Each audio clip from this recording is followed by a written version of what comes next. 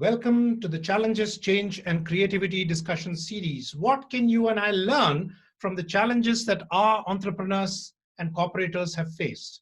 I'm your host, Praveen Shekhar, an outlier marketer and chair of the TiE Chennai Creative Special Interest Group.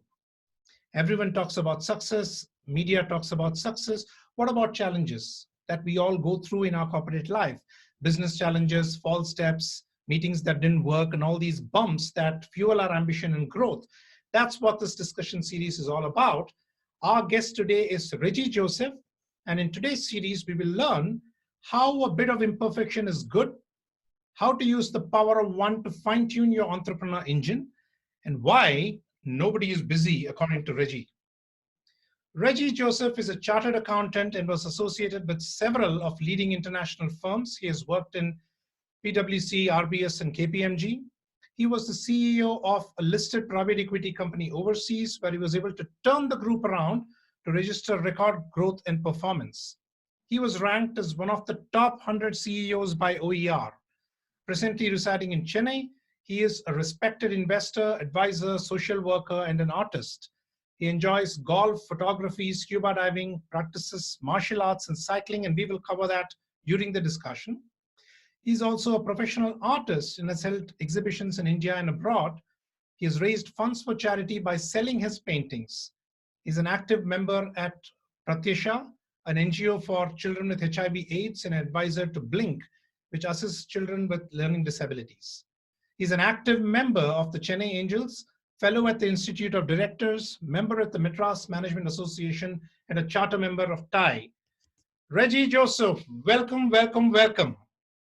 Thank you, Praveen. It's good to be on your show. This is brought to you by TiE Chennai and, of course, myself, Praveen. Reji, a whole host, but we will come to who you are a bit later. Let's first come to the first time you got hammered in your job. And I don't mean the after party kind of hammering. It is the example that you quoted during our preparatory call. Yeah, it was a very interesting incident, Praveen. Something which set my work ethics for the rest of my life. As a rookie chartered accountant, I moved to Mumbai and was working for this fantastic investment bank. They had botched up a transaction and I was new to the company. So my boss told me, why don't you go for the meeting? So I told him I didn't have a clue what's going on. He said, no, you just take the file and go. Mistake number one, never listen to your boss. So I wound up in the meeting. I was very happy with myself. And there was a bunch of very interesting and enterprising people. We were at the stock exchange. And I was very happy to be there. I was representing a very large corporation. All the big wigs were there. The CEO of the exchange was there. I was not prepared one bit. I got beat up so badly. My lack of preparation was so obvious. And it really hurt me. And even when I think about it today, I can really get my feeling back. But I learned a very important lesson, and I'm glad that event took place. I went back and read the file, and I almost did a PhD on it. I went back for the next meeting, and I was in complete control. Somehow I like that feeling of power when you're very prepared.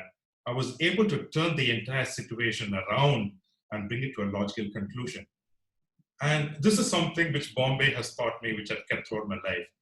Every meeting, never step into a meeting without being prepared, however trivial it is. In 5 minutes, you can prepare a lot. In critical meetings, quite often, I think I've done a PhD even before I enter the room. Fear of failure, and in this case, a feeling of power. Now, this question is very open, Reji, because you've got a disparate experience across, not just in India. What kind of challenges have you faced in the career and how have you tackled? You can talk about one or two challenges here. Actually, I've had several challenges. I'm not going to be specifically naming anybody for confidentiality reasons, but I've come across so many challenges when it comes to dealing with people, dealing with the environment, dealing with the place around you. One of the greatest thing what challenges offers you is a sense of learning.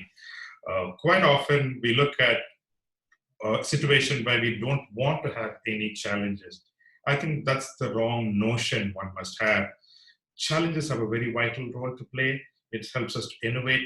It changes our way of thinking. It tests our resolve to try and solve problems. It makes us look into a different situation. We must not try and overcome these challenges by any means. I think we have to manage the risk. If a CEO of an NBFC does not want to lend to certain geographies, what does he do? Does he stay away from it because the delinquencies are very high? No, that's not his business. His business is to lend and manage the risk. Similarly, you have to manage the challenges. And if you're trying to look for a situation, environment where there's no challenges, there is no business there. There's no economic activity there. So embrace your challenges and live with it. And there has been umpteen events where we have not tried to solve every challenge we have. We try to eliminate as much as we can and subdue them. And remember one thing, what is challenges for you is challenges for others also. If you're being stressed out and you're being worried about it, they have the same problem. How you manage is going to differentiate the winners and losers. During our earlier conversation, Reji, you mentioned about people belonging to two different camps. One is the whiner camp, the other is the uncorruptible. I would love if you could talk a little bit about these camps. The red camp and the blue camp theory.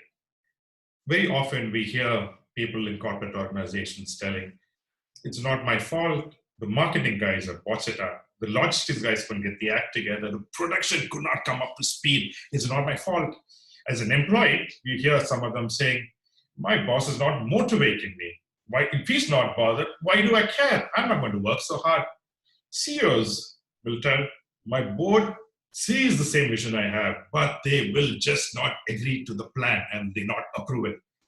I'm not bothered. If they're not bothered, why should I be bothered? Now we hear so many similar traits. Now it's never my fault, it's always somebody else's fault. Those are the folks in the red camp. The blue camp people are people with impeccable integrity, solid work ethics, and solid leadership. Anything which happens, it is their fault. Jocko Willink, a very famous US Navy SEAL, had said, everything which happens around you is because of you. Leaders take ownership for all the problems which they have. I think it is a very, very loaded statement. What do people in the red camp say? If my boss motivates me, I'll work hard. Why should I do it? If they pay me more, I will work hard if I get my promotion or my bonus right. Why should I do it today? I can do it another day. It's his fault, it's her fault. What do the people in the blue camp say? They say nothing at all. They own up to whatever they have.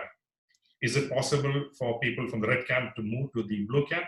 Yes, there are several steps they can do. Is it possible for the blue camp folks to move to the red camp? Well, that's impossible. Because my research has shown those people with impeccable ethics and leadership, you take an Obama or a Nelson Mandela or a Howard Schultz or Mahatma Gandhi or a Swami Vivekananda, no way they can ever be corrupted.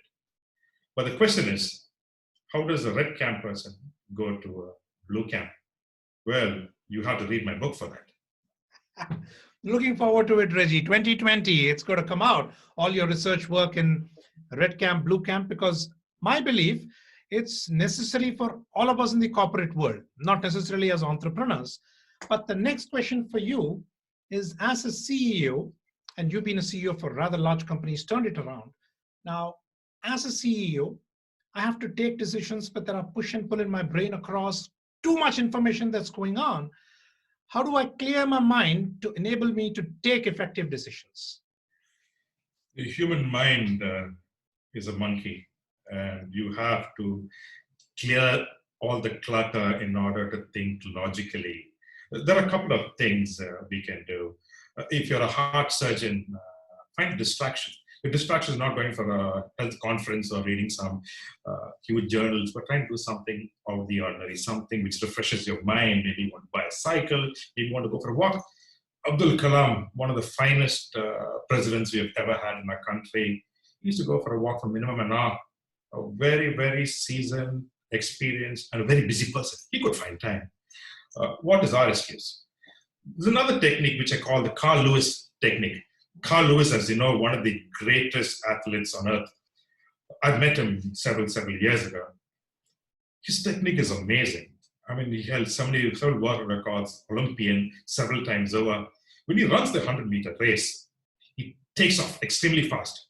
And then he changes 5 gears, he says, through the race. He runs, when he hits 20 meters, he's telling himself, I'm not doing enough. I can do more. He's clearing out. And he's telling himself, I am still suboptimal. And towards the last 40 meters, he's changing gears so fast. And then he whizzes by. I mean, the sheer ability of using your mind to perform harder is a solid way. Another way what CEOs can do is to manage your mind. A mind, I told you, is a monkey. We are moving from one thought to the other. There is so much of mental traffic which is hampering a clear decision making. We have this random mental network, which is a research by Yale University. This is a network which makes our mind wander, the monkey brain. We're not thinking of anything sensible. 95% of our thoughts are repetitive. There is no fresh ideas. It's just too many ideas, too many thoughts coming, which just completely becomes a very thick filter which nothing can go through. CEOs have a huge problem when they're trying to tackle so many decisions. Mindless meditation has proven that we can dial this down because the network slows down and gives you a negative feeling, not so happy feeling.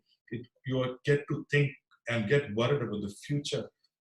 You keep thinking about what happened in the past. You need to clear this clutter, and only then can a CEO think clearly and logically. Brilliant, brilliant, Reji. That's awesome. Changing gears now, you were mentioning of a theory called the Fool's Theory. Reji, please share your thoughts on that. The Fool's Theory. This might sound rather harsh, but it's in several environments and mostly male-dominated environments. You put any group of folks together, a task force, a project team, and get them to work together. Maybe you're the have a retail association of Asia or Europe, you get together. There's always a bunch of folks over there who's going to make your life miserable. They will never be aligned to the common goal. I refer to them as the fools. Whatever you do, you're wasting your time. Don't spend all your time in trying to enlist them. Perhaps they have a role to play. We are going to test what your logic is, and maybe you want to sharpen your logic a lot more. I've always seen you remove this group of fools, they'll be quickly replaced with another set of fools. And if you're going to spend all your time in removing all the fools, and you feel you removed all the fools, well, you could be the fool.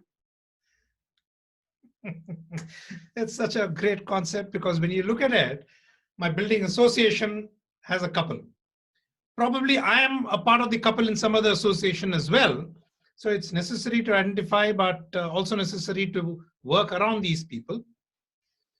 Now, using Blue Camp, Red Camp, and also Fool's Theory, and you've been a part of several turnarounds, Reji. And as an entrepreneur, either I hit a plateau or I need to pivot and do something. How did you handle that challenge? Several things you can do about it. One of the rules I have is the rule of one. I think rule of one is a very effective tool which I've used to change the way you tackle situations, the way you change. I'll tell you what really bothers around. As a rookie, when I went to Mumbai to do investment banking, I used to end up late at work regularly. I find I was in a constant disadvantage. I'm always ruffled, I'm not ready, I run late for meetings, and although I might stay late in the evening, there was still a problem. And I asked myself, how am I really going to do something exceptional?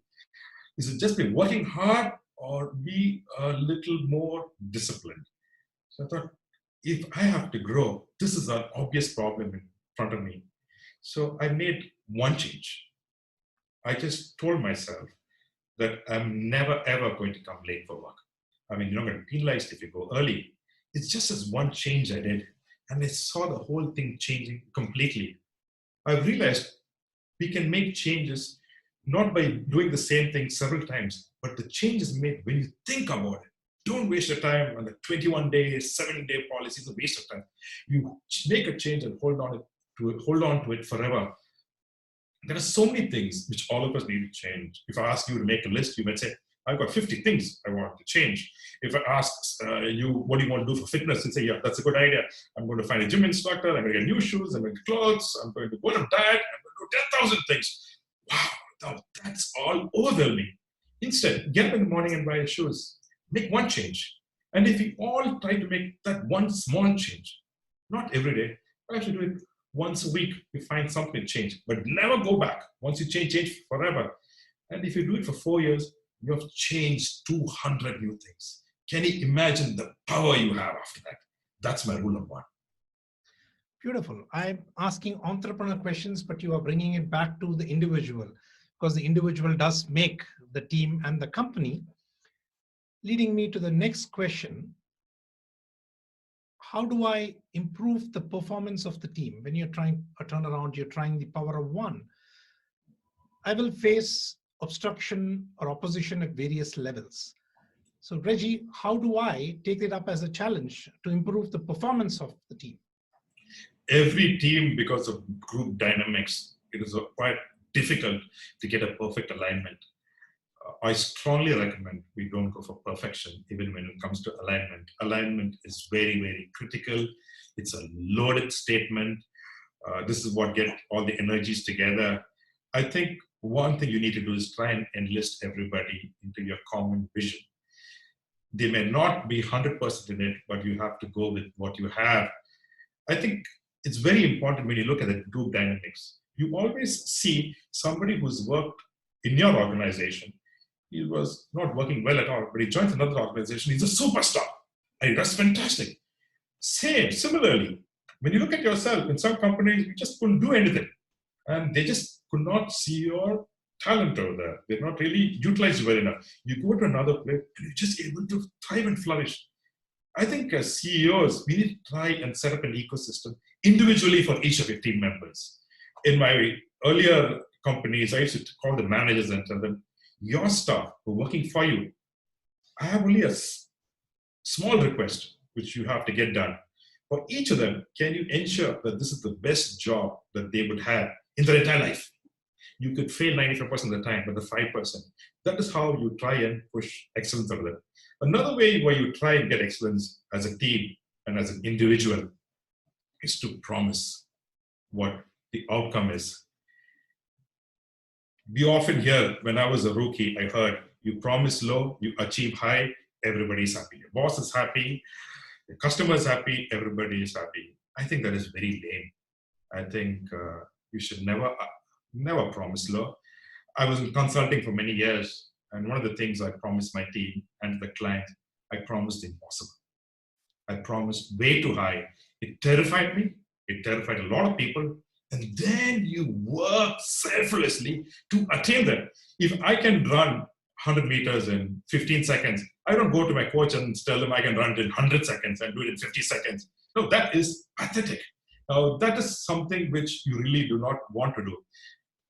Michelangelo, the famous artist, genius, he said, the greatest danger for most of us is not setting your aim too high and falling short, but is aiming too low and achieving it. Now, it's terrible if you do that. Changing gears. Now, I called you to interview from a discussion perspective. I'm getting a masterclass in people management and self-management. Now I'm going to turn that around to a Reji that I didn't know until I saw your picture in the paper, which is the artist that you are. And I'd love for you to tell us a little bit more about your art journey. I've always been keen in art. I always had the ability to look at things differently.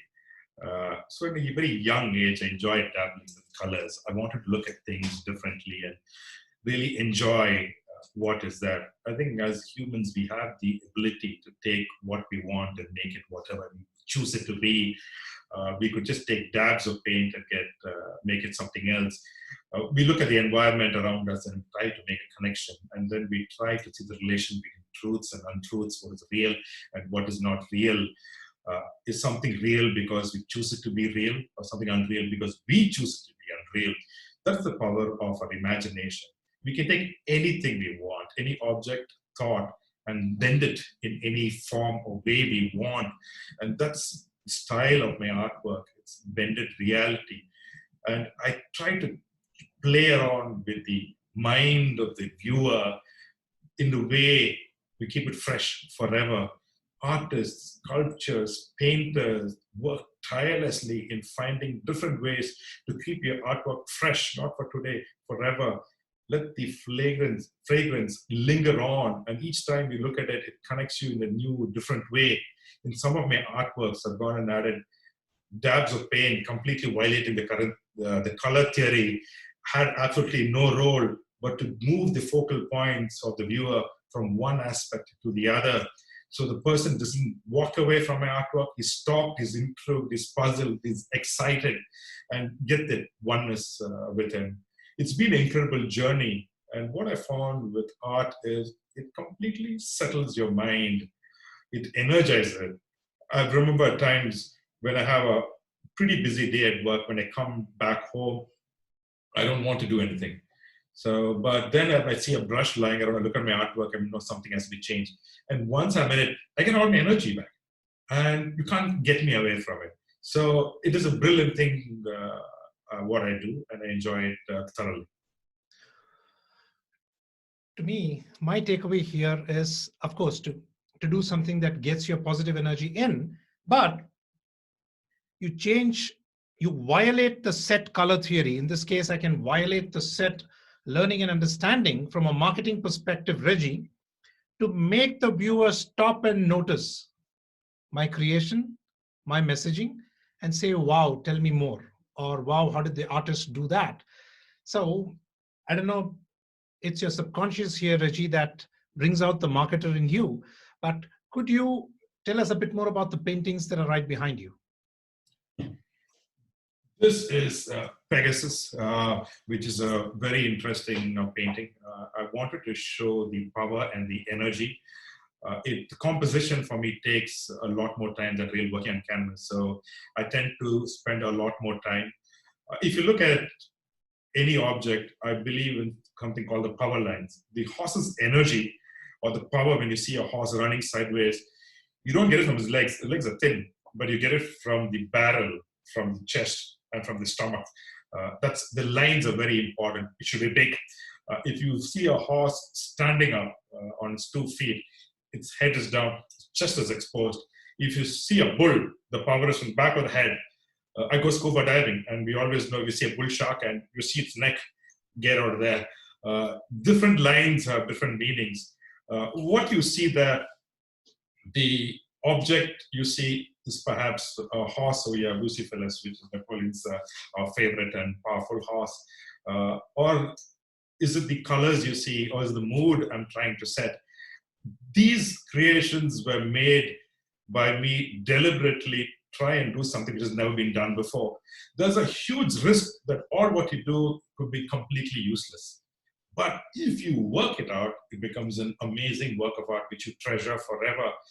I try to move the paint around and change the tonal values in such a way that the viewer gets involved and engrossed. Whenever a photographer takes a photograph, he always focuses on the eyes. Artist, eyes is always the focal point. Yeah, eyes is one of the focal points of the horses you see behind it. The focal point keeps shifting as you focus on an object. And this is exactly what I try to attempt in my work behind. Excellent. For those listening into the podcast, you can log into reji7000.com. That's REJI7000.com and have a look at these paintings. A continuing question here, Reji. What are your challenges as an artist? The biggest challenge in being an artist is trying to conceptualize what you're trying to do. A lot of artists can just throw paint on canvas and voila, out comes a work of art. They're very good work, but I can't do that. Mine is more structured, layered, planned, purposeful. I've got tons of printouts, computers full of images of different things. I'm always taking photographs. If I go play golf, I'm looking at the trees over there. I have painted a lot of trees, very different trees. They're trees, but not trees. These are horses, but not horses. And I try to put all that together. Several of these ideas have been several years in the making, trying to put it together. And then when I finally put my brush on canvas, there's a long process of several iterations till I get it into a way where I really can understand what it is. My artwork should be appreciated by the common man, by not profound artists. I want everybody to get a sense of belonging, a connection with what they are seeing. And it should be very personal for them. My art is very personal for me, and it has to be personal for somebody else. I don't imagine things, but what the work should be after I do it. I imagine what it should be before I start work. And because of that, you tend to go back and forth. And it's a huge, fantastic relationship which we have with each of the artwork. It is extremely personal and extremely challenging. And I love the challenges. There are some stages in my artwork when I think, have I maxed out my ability? Has my ego of being a great artist moved far away from my talent and my skills of being it? And it looks like all is lost. Then suddenly it all comes together and it all so magically falls into place. And when you sit and look at it, my God, I never thought I would end up with this. And with a great sense of pride. And this is why most artists take their artwork so seriously, because it is something which they have done. If you want a perfect reproduction of a tree or a horse or a mountain, take a printout. But if you want something else which represents a feeling or a sensation, then it's a unique work of art.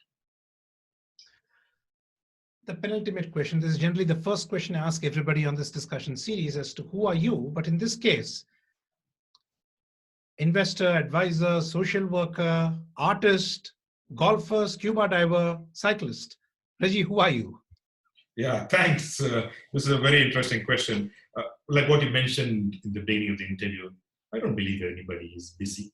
I think even the most busiest people in the world can do so many things. Everybody is a full-time parent. Most people are full-time parents, full-time employee. Everybody's full-time. I think I'm an artist by heart, mainly an artist. And that makes me a full-time artist. I'm also a full-time advisor. I'm also a full-time social worker. I'm also a full-time photographer. I'm a full-time golfer. I'm a full-time scuba diver. I'm a full-time cyclist. I think we're all full-time in a lot of things. I don't think we should not to choose and say, okay, I'm the CEO of this company. This month, I'm going to look at HR, nothing else. Next month, I'm going to do marketing. While I do look at marketing, I can't be a parent. So nobody come call me. I'm not going to be responsible. No, you are full-time in a lot of things you do. And if you stop wasting your time in useless, mundane activities, I mean, we dial down on the amount of TV we watch at home. We do watch, but very, very limited. We spend all our time in fun stuff. I mean, either go for a run, or take a cycle out, or go diving, or go cycling. Endless photographs, endless, disproportionate amount of golf we play. I think I'm full-time in so many things. Amazing, amazing, Reji. One final question. One book recommendation from you? I think Way of the Seal by Mark Devine is something which is has been a huge influence. I think I've read it a couple of times. He is a Navy SEAL commander. He was a CPA, worked in PricewaterhouseCoopers for 4 years before he became a Navy SEAL. Motivational speaker, excellent author. He talks a lot about visualization, about discipline. I'll give you a quote. It takes discipline to focus on high-value targets instead of giving in to the temptation of the low-hanging fruits life gives up so easily. So he's very clear. Just don't go after the low-hanging fruits. Go at the long-term, high-value targets. So prioritize what you're doing. Don't go for things which are trivial, which will not ever define you or have absolutely no sense of greatness in it. Brilliant. Thank you very much, Reji. A lot of nuggets. Find the blue camp, red camp. Check out the Fool's Theory. Follow the rule of one. Alignment is critical, not perfection. Promise what the outcome is way too high. So a whole lot of full-time learnings for me. On behalf of TiE Chennai and myself, thank you very much, Reji. It's been a pleasure having you on. Thank you, Praveen. Always amazing to talk to you.